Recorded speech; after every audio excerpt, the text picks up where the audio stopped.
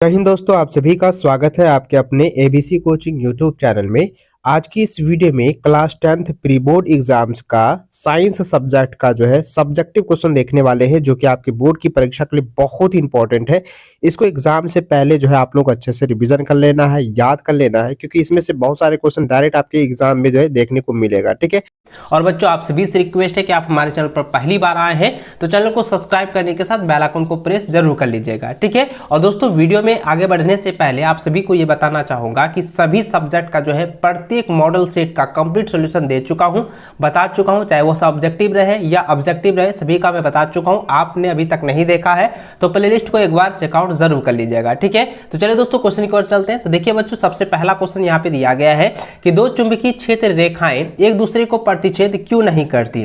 तो दोस्तों, इसका उत्तर देना है कि इसका कारण यह है कि किसी बिंदु पर यदि वे एक दूसरे को प्रतिच्छेद करेगी तो यह अर्थ यह होगा कि उस बिंदु पर सुई दो दिशाओं की ओर संकेत करेगी, जो संभव नहीं है। तो इस प्रकार से आपको जो है पहला का आंसर दे देना है। ठीक है।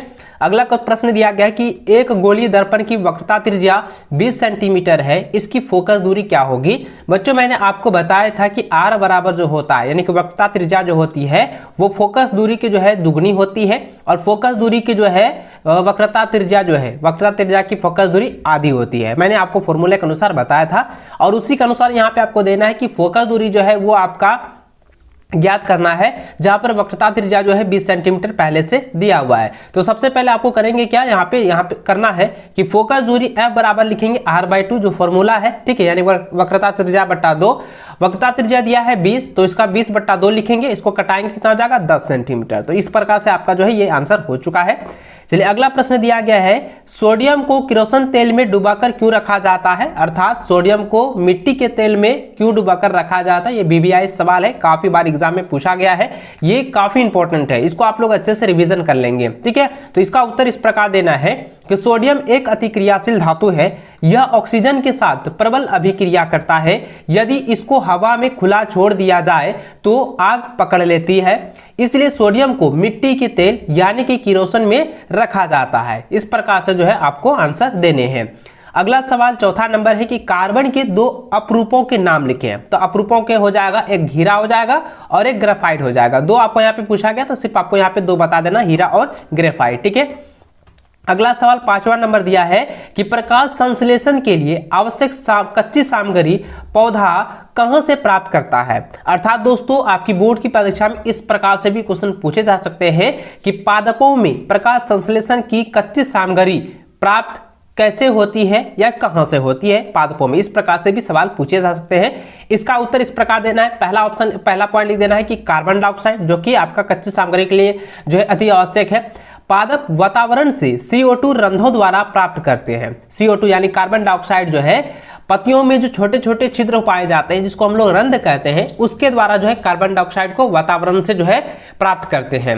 उसके बाद दोस्तों जल जो है यहाँ पे लिखना है कि पादप जड़ों द्वारा जल का अवशोषण में से करते हैं तथा पत्तियों तक इसका परिवहन करते हैं। तो इस प्रकार से जो है 2 पॉइंट में आपको आंसर देने हैं। ठीक है। चलिए, अगला सवाल आपका छठा नंबर है, दिया है कि जीवाणुओं द्वारा जनन से जीव किस प्रकार लाभान्वित होते हैं। तो इसका आंसर देना है कि बीजाणुओं के चारों तरफ एक मोटी भित्ति होती है जो प्रतिकूल परिस्थितियों में उसकी रक्षा करती है।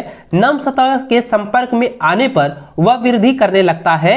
ये हल्के तथा गोल होते हैं, जिसके कारण आसानी से वातावरण में फैल जाते हैं। तो इस प्रकार से आपको आंसर लिख देने हैं। ठीक है। अगला सवाल देखिए, 7वां नंबर दिया गया है कि कृत्रिम चयन क्या है, एक उदाहरण दें। तो देखिए दोस्तों, कृत्रिम चयन का अर्थ यह होता है कि मनुष्य द्वारा चयनित लक्षणों के अनुसार, ठीक है, मनुष्य के द्वारा चयनित लक्षणों के अनुसार जीवों में परिवर्तन लाने की प्रक्रिया को हम लोग कृत्रिम चयन कहते हैं। जैसे कि हम कह सकते हैं उदाहरण के तौर पे कुत्ता का प्रजनन या कुत्तों में प्रजनन, ये जो है एक कृत्रिम चयन का प्रमुख उदाहरण है। ठीक है। तो ऑप्शन यहाँ पे जो है आप देख सकते हैं कि यहाँ मैंने लिख दिया है कुत्ता का प्रजनन। आप इसी प्रकार से जो है आप अपने बोर्ड की परीक्षा में लिखेंगे, इसको अच्छे से आप लोग रट लीजिए। अगला सवाल देखिए, 8वां नंबर दिया है कि दीर्घ दृष्टि दोष क्या है, इसके क्या कारण है, इसका संशोधन यानी निवारण किस प्रकार संभव है। बच्चों, मैंने आपको बताया था कि दीर्घ दृष्टि दोष किसे कहते हैं, जरा दृष्टि दोष किसे कहते हैं, निकट दृष्टि दोष किसे कहते हैं। इन सभी दोषों को आप अच्छे से याद कर लीजिएगा, क्योंकि यह जो है तीनों में से एक जो है आपकी बोर्ड की परीक्षा में 100% पूछे जाएंगे। इस बार ज्यादा हार्ड क्वेश्चन नहीं देगा, ना ही ज्यादा आसान रहेगा, ना ही ज्यादा हार्ड रहेगा, एकदम मीडियम से भी मीडियम रहने वाला है। ठीक है, इसको आप लोग अच्छे से क्लियर कर लेंगे, इसको अच्छे से आप लोग तैयार कर लेना।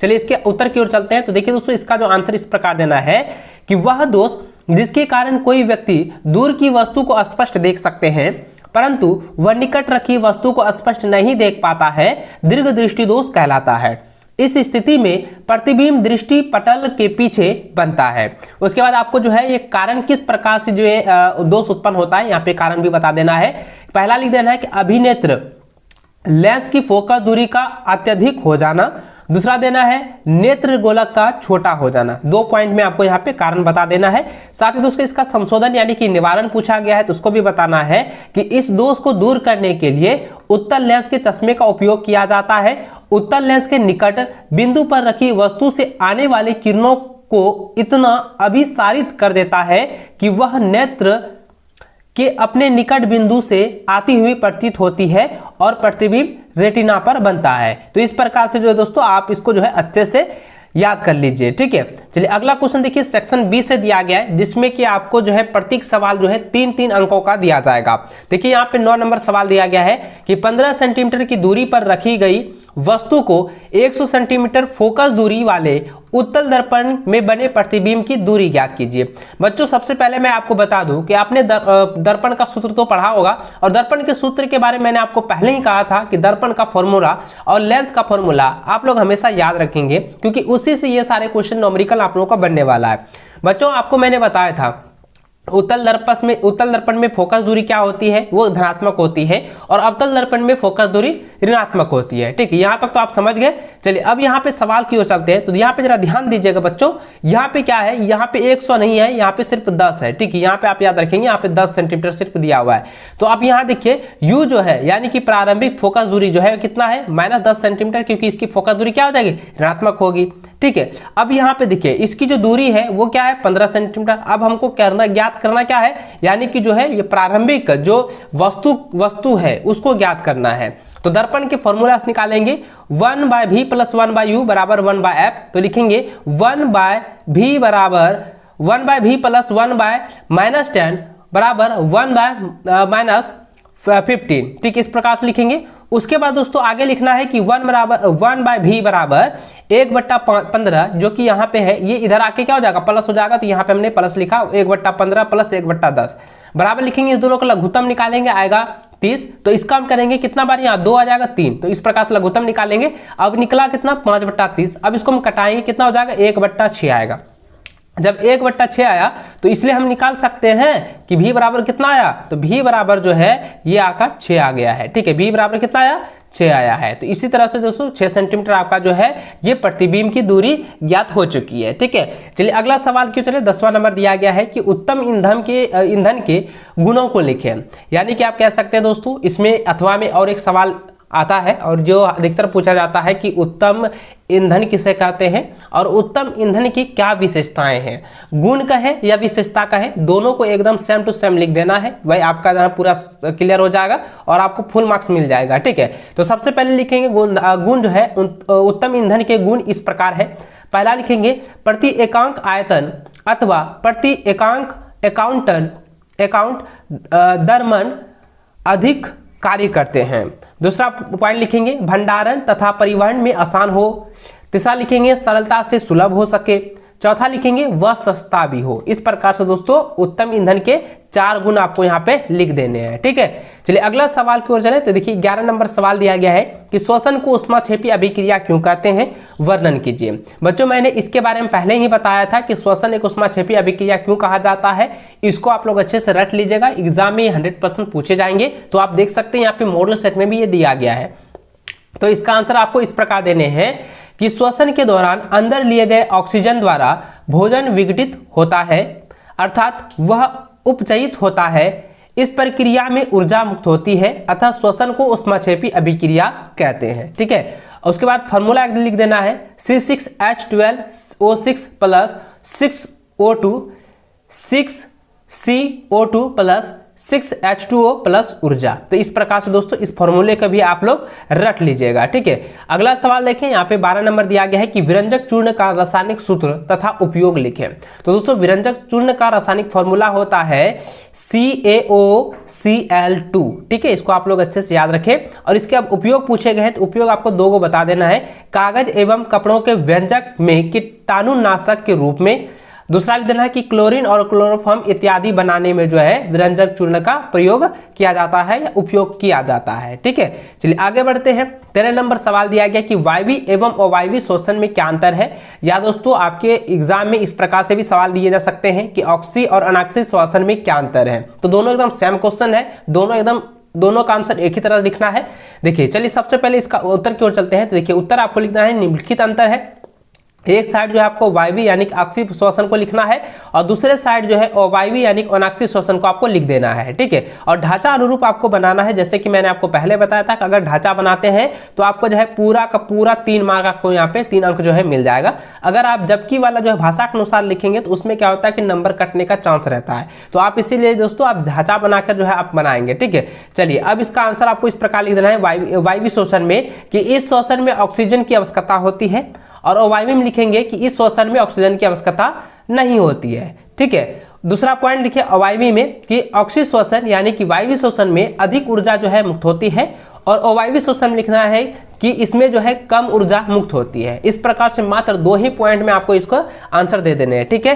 चलिए आगे बढ़ते हैं। 14 नंबर सवाल दिया गया कि पादप हार्मोन क्या है, इसके 2 उदाहरण दें। तो इसका उत्तर देना है कि पौधों के विभिन्न भागों द्वारा रासायनिक पदार्थ जो वृद्धि एवं अन्य गतिविधियों का नियंत्रण व संयमन करते हैं उसे पादप हार्मोन कहते हैं। जैसे कि ऑक्सिन और जिबेरेलियन, ठीक है, जिबेरेलियन। ये 2 उदाहरण आपको यहाँ पर दे देने हैं, ठीक है। चलिए आगे बढ़ते हैं सक्षम सी की ओर, जिसमें कि प्रत्येक सवाल जो है 5 अंक का होगा, जिसमें कि 5 सवाल पूछे जाएंगे। मात्र आपको 3 सवाल का ही आंसर आपको यहाँ पे देना है, और सभी का मैं आपको बारी बारी से बताऊंगा। उसमें से आपको मात्र जो है 3 ही सवालों का आंसर देना है, लेकिन आपको याद 5 को कर लेना है, ठीक है। तो देखिए दोस्तों यहाँ पे 15 नंबर सवाल दिया गया कि विद्युत जनित्र यानी कि डायनेमो क्या है, यह किस सिद्धांत पर कार्य करता है, इसके बनावट एवं कार्य का वर्णन करें। तो चलिए इसके उत्तर की ओर चलते हैं। देखिए इसका उत्तर इस प्रकार देना है। सबसे पहले विद्युत जनित यानी डायनेमो क्या है इसको हम लोग समझेंगे।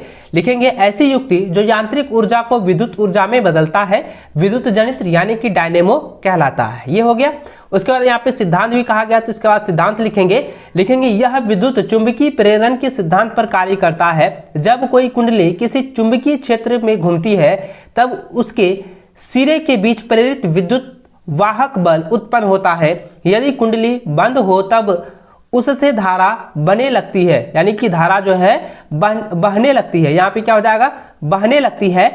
इस धारा को प्रेरित धारा कहते हैं। इस प्रेरित धारा की दिशा फ्लेमिंग के दाएं हाथ के नियम के आधार पर निर्धारित की जाती है। तो ये हो गया आपका सिद्धांत, ठीक है। उसके बाद आपका बनावट भी यहाँ पे कहा गया था कि इसके बनावट और कार्य का वर्णन करें, तो उसको भी वर्णन करेंगे। सबसे पहले बनावट को देखते हैं। बनावट में लिखेंगे कि इसमें एक गुणी अर्धाकार कुंडली यानी कि एक जो है अर्धकवलय कुंडली ABCD होती है, जिसे अस्थाई चुंबक के ध्रुव के बीच रखा जाता है। इस कुंडली के 2 सिरे 2 वलयों R1 और R2 से जुड़े रहते हैं, यानी कि 2 ब्रुश भी रहते हैं, 2 सिरे होते हैं और 2 वलय के साथ जो है ये आपस में जुड़ा होता है। और 2 ब्रुश यानी कि B1 और B2 को वलयों R1 और R2 पर दबा कर रखा जाता है। दोनों वलयों भीतर से दूरी से जुड़ी होती है, यानी कि यहाँ पे जो है आपका क्या हो जाएगा, धुरी से जुड़ी होती है। किससे, ये धुरी से जुड़ी हुई रहती है, जो कि आप यहाँ पर देख सकते हैं। यहाँ पे देख सकते हैं कि ये 2 जो है वलय है, जो कि एक यहाँ पे ये लंबी वाला जो है ये जो आपका धुरी है, ये धुरी से यह जुड़ा हुआ है। और दोनों ब्रुश से बाहरी सिरों से गैल्वेनोमीटर से जुड़े रहते हैं। गैल्वेनोमीटर किसको बोला जाता है, तो यहाँ पे जो दिया गया है ना ये गैल्वेनोमीटर है, ठीक। इसको आप लोग अच्छे से समझ लेना।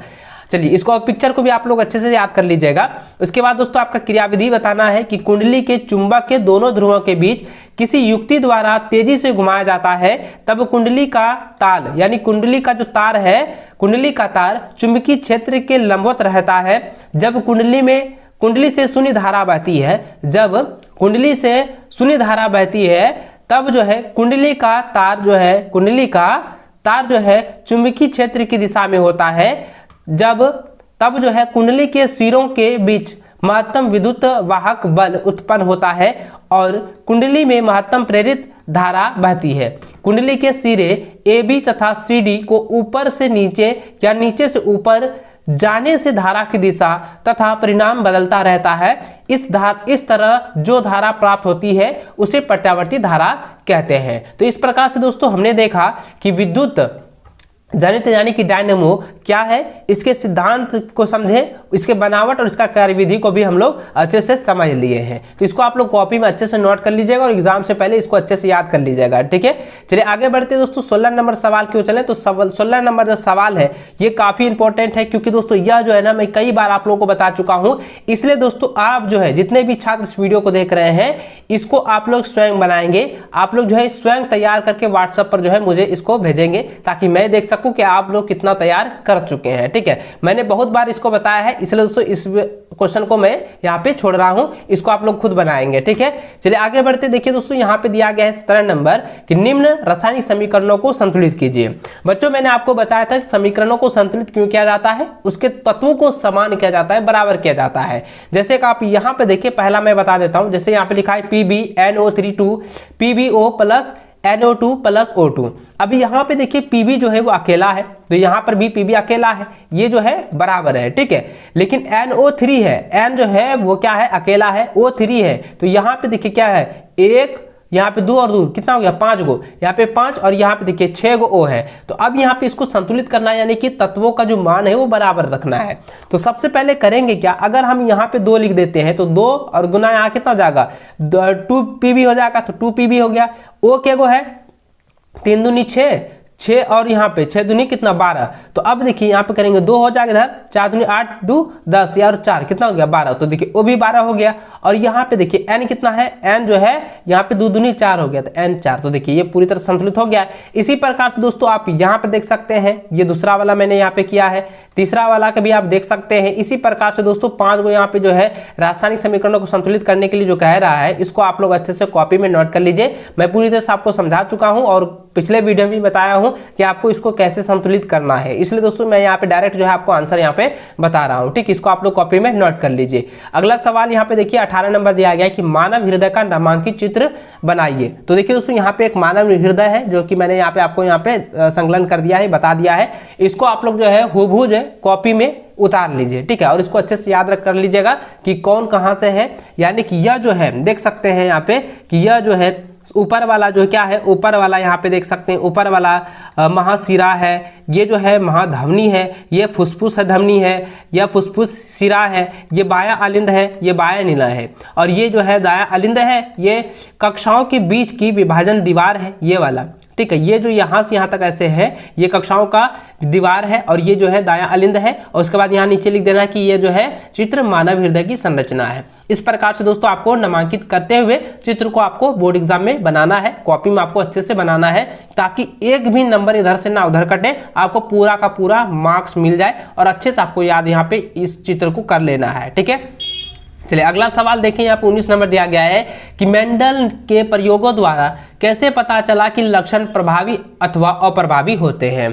तो देखिए इसका उत्तर इस प्रकार देना है कि मेंडल के प्रयोगों से यह पता चलता है कि यदि 2 परस्पर विरोधी लक्षणों वाले पौधों के बीच यदि कृत्रिम परागण कराया जाता है तो प्रथम पीढ़ी यानी कि F1 में केवल एक ही लक्षण प्रकट होता है, जबकि दूसरा लक्षण भी उन पौधों में सुरक्षित रहता है और प्रभावी अवस्था में होता है। दूसरी पीढ़ी में इस लक्षण के प्रकट हो जाने से इस बात की पुष्टि होती है। और जैसे मैं आप यहाँ पर देख पा रहे हैं, सबसे पहले आप यहाँ पे देखिए ये जो है शुद्ध लंबा पौधा है और ये शुद्ध बौने पौधे हैं, जो कि ये पूरी तरह से जनक है, यानी कि इसका जो है ये पेरेंट्स है। अब इसके बीच जो है संकलन किया जाता है, इसके अंदर जो है आपका जो है इसका जो है फर्टिलाइजेशन कराया जाता है। तो अब यहाँ पे पाया जाता है कि यह जो है संकरण जो लंबे पौधे हैं ये जो है पूरी तरह से प्रभावी होते हैं। इसलिए यहाँ पे देख सकते हैं कि यह जो है पूरी तरह से प्रथम पीढ़ी में ये प्रभावित कर रहा है। इससे यह सिद्ध होता है कि मेंडल के प्रयोग से जो है ये लक्षण जो है प्रभावी है या अप्रभावी होते हैं, ये पूरी तरह से सिद्ध हो जाता है। ठीक है, और ये जो है F1 पीढ़ी में ही पूरी तरह से संबोधित कर देता है, बता देता है। तो दोस्तों इस वीडियो में मैंने जो है आपके सब्जेक्टिव के 1900 क्वेश्चन को आप लोगों को अच्छे से बता दिया है। इसको आप कॉपी में अच्छे से नोट कर लीजिए और परीक्षा देने से पहले उससे 2 से 3 दिन पहले इन सभी क्वेश्चन आंसर को अच्छे से रट लीजिएगा, क्योंकि इसमें से 4-5 क्वेश्चन तो आपका गारंटी है कि आने वाला है। ठीक है, इसलिए दोस्तों इसको आप लोग अच्छे से नोट कर लीजिए। और दोस्तों आपने अभी तक वीडियो को लाइक नहीं किया तो वीडियो को लाइक अपने सभी दोस्तों के साथ शेयर करेंगे। चैनल पे पहली बार आए, चैनल को सब्सक्राइब करने के साथ बेल आइकन को प्रेस जरूर करें।